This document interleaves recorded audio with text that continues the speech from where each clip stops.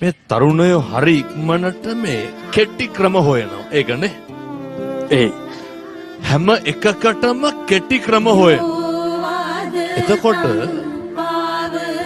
කෙටි ක්‍රම හොයනවා කියන එක තුලින්ම අනිත් පැත්තේ තියෙන්නේ මොකක්ද?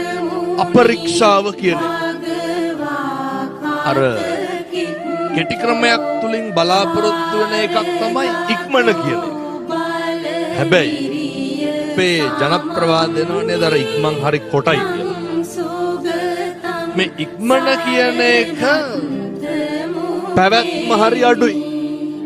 මොකද අර අපි දන්න බොහොම පුරුදු නමක් තමයි ආනන්ද මහ රහතන් වහන්සේ. රහත් වෙනවා නම් ඉස්සෙල්ලම රහත් වෙන්න තිබ්බේ කාටද?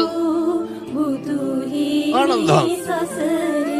හැම එකක්ම තියෙන්නේ ඒවං මේ සුතං. මොකද මා විසින් මෙසේ අසන ලදී. කවුද මේ හැම එකක්ම අහලා තිබ්බේ? ආනන්ද. හැබැයි රහත් උනේ කවද?